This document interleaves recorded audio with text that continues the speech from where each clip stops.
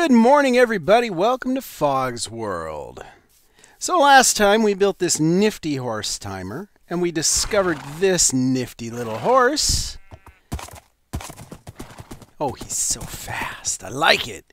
So now what I want to do is I want to give us a way to get him up to the Nether so that we can use him for transportation between this base and the old Season 1 base, because honestly, the horse that's up there now, oh, he's really slow. So I've already demonstrated one way to do that by opening up the bedrock using the black oak saplings. Right? That little trick.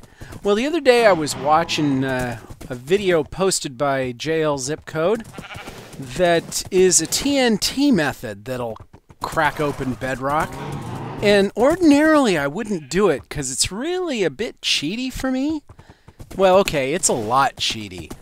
And I almost decided not to give it a try.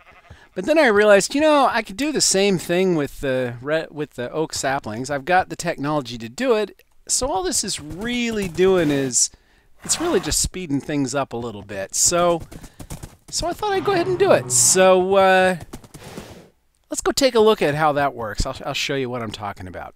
So let's go take a look. So what do we have here? Well, we have a platform with some lava suspended by signs so that things can fall through the lava. Turns out this platform's built a little bit too small, but I'll rectify that shortly. It needs to be about 1 block higher. Up above the lava, we have some dispensers aimed at some TNT. And in the dispensers, we're going to put some arrows. We're going to start small here, just as a test. Throw the switch. The arrows hit the TNT, and occasionally arrows will fall off the TNT and through the lava. And as you'll see, unfortunately, we are just a little bit too close to the ground, and the ensuing explosions have broken out the signs. So let's go ahead and repair that, and then we'll get a good look at what's going on here. All right, well, we got it fixed now. Built a little bit higher this time. So what's happening here? The arrow's backing up against the TNT, and occasionally, because of the rapid fire, arrows will not adhere to the TNT and will instead drop. As they drop through the lava, that ignites the arrows. And due to some strange glitch in the game, the arrows are actually maintaining some memory of what they were attached to. The fact that the arrows used to be attached to TNT means that when they get ignited, occasionally the game believes that they're still attached to TNT. And then whatever block the arrow strikes becomes a block of primed TNT. So we're not actually blowing holes in the bedrock. What we're really doing is we're transforming the bedrock blocks into TNT blocks. So, yeah, kind of cheaty. This is about as cheaty as I ever want to get. But as you can see, it's pretty effective. So let's go ahead and move a little bit farther forward and see what happens next.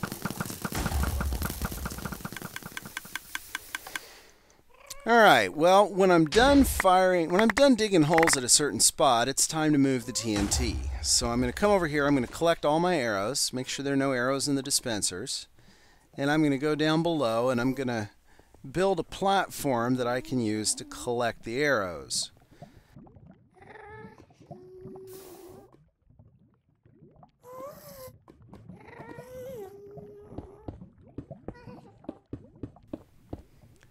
So I'm going to build a platform that I can use to collect the TNT. I got to stand back, I got to be careful because there's occasionally still arrows, invisible arrows, stuck to the TNT.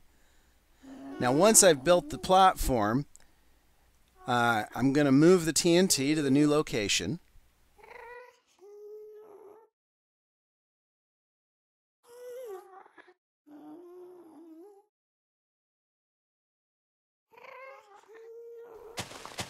Once the TNT is in the new location, I can remove the platform. And that's how we move on to the next area, and that's how I keep opening up this hole. Of course, it pays to be very, very careful when you remove this platform. Oh, no. Quick, do I have any potions of fire resist? Oh, no potions of fire resist. Well, and that makes death number 9. I guess it serves me right. Drat. All right, well, now that you've seen how that works, let's go check out the end result. Oh, this guy is a lousy jumper. He's very fast, but he's not a good jumper at all. Hey, guys, get out of my way. Yeah, I'm kind of busy here. Get out of the way. Yeah, there you go. All right, so let's go through here, and I'll show you what I've done with it.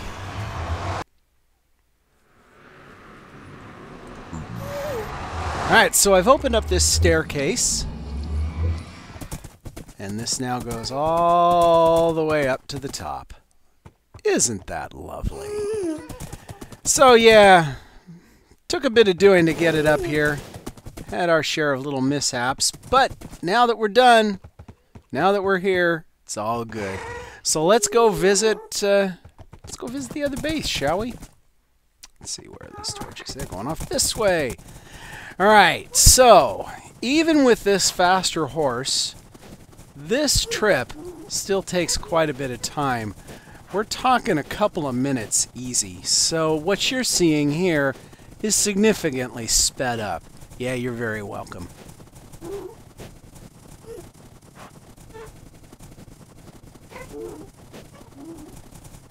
And here we are. We're back at Pork Tower. All right. And here we are.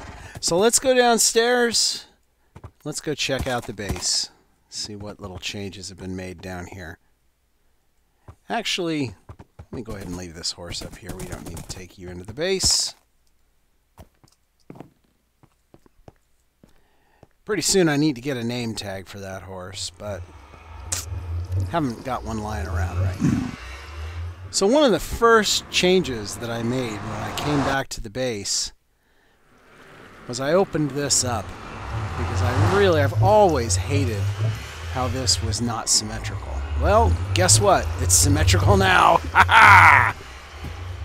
And let's look around. Everything still seems to be working. All the mechanisms are working. The iron farm still works beautifully. Of course, we might want to consider expanding our tree farm now that we have a lot more varieties of tree. That's something we should look into at some point. Might be a nice idea to expand our variety of flora and fauna as well down below here. But yeah, we're doing pretty well. Now, of course, one of the things that happened when I was building, opening up the Nether, of course, is I died. So I think I need to gather some gear. Because I'm afraid it just won't do to... It won't do to be without some good gear. Oh, it's good to be home again. It's good to be home again. I do love this park area. It's just a beautiful thing. But I'm probably not going to hang around here too much for a while. I still would rather spend time in the new area there, building up that new base and thinking of new things to build. I'd like that new base to be self-sustaining. But the one thing that is inescapable is that eventually...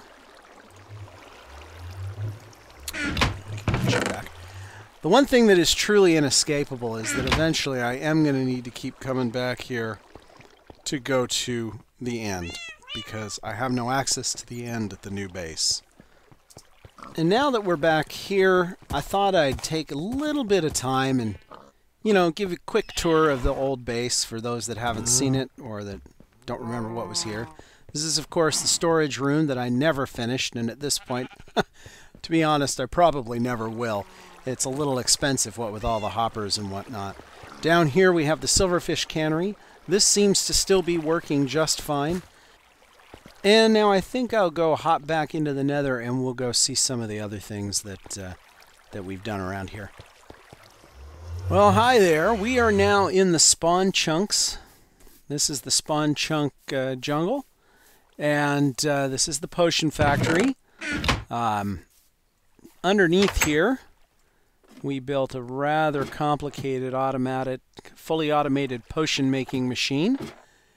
And this guy should still be working just fine. But as long as we're here, might as well grab some regen potions. You know, it doesn't make sense to come all the way out here and not take a potion or two with us, right? Maybe even get some night vision. Oh, that's not a bad idea. Sure, we'll get some night vision potions. Take those back. We're good. All right. So, yeah, this is the potion making machine. Over here, this is our automated furnace. Right here, fully automated furnace array, which was really important when you had to bake your own hardened clay. But now that we've got a painted mesa, it's not nearly as important as it was when I built it. But of course, I've built it here in the spawn chunks because I can dump things off there and let them cook no matter where I am in the game, because the spawn chunks are always loaded. So let's see what else we got. Well, here we are. We're at the witch farm. Now, I was a little bit worried that maybe the X-ray machine here at the witch farm wouldn't be functioning, because I know they made some changes to the way X-ray works. They tried to patch out a lot of the X-ray machines that were in the game. But as you will soon see when the time expires and our automated minecart track kicks in, actually the X-ray machine is working just fine.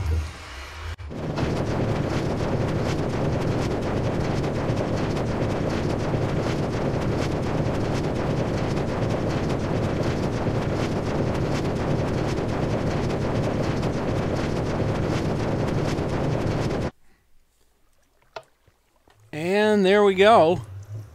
Clearly it still works, so I'm pretty happy about that. And it's producing at a reasonable rate. Not great, but pretty good. Now over here we have one of the more recent builds.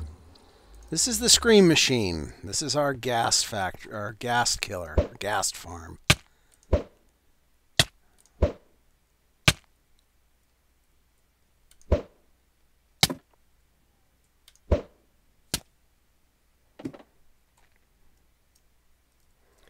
Down below us we have several layers of highly toxic ghast killing floors.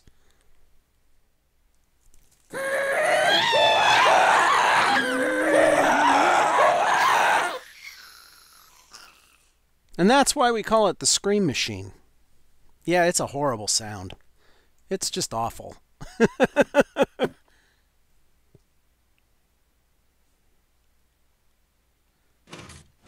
But as you can see, it does a good job of killing pigmen, too.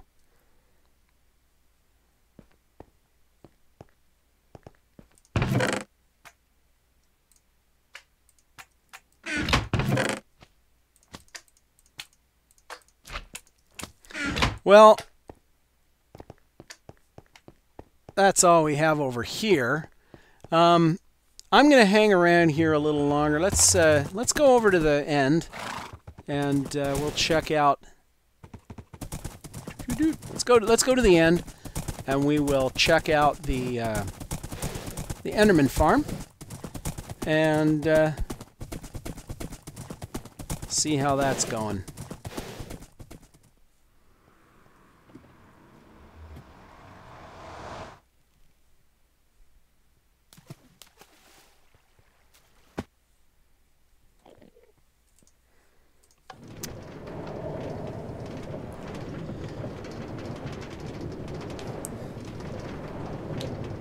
Alright, here we are in the end. we get to ride our little mine cart out to the Ender Blender. And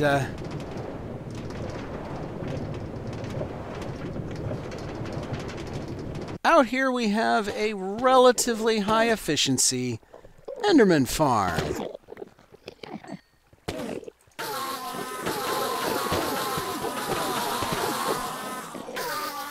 I can get from about 0 to 30 XP levels. I don't know, in less than a minute easy. So I'm gonna hang out here for a while. I'm gonna probably repair my equipment and maybe do some simple enchanting and, you know, get myself back on my feet after I lost all that gear. And then after that, I'll probably head back to the old base. And to be honest, I probably won't be coming back here too often for a while because I'd rather just get things set up at the new base for a while. But anyway, if there's anything in particular you'd like to see me work on, let me know, and I'll see if I can schedule it. If you have any suggestions or things to do, I'd love to hear them. I have a few ideas of my own, though. But either way, we've kind of reached the end of today's episode. And thanks for being along for the ride. Thanks. Hit that like button if you like what you saw. And subscribe if you want to see more. And I will talk to you all later. Bye-bye, guys.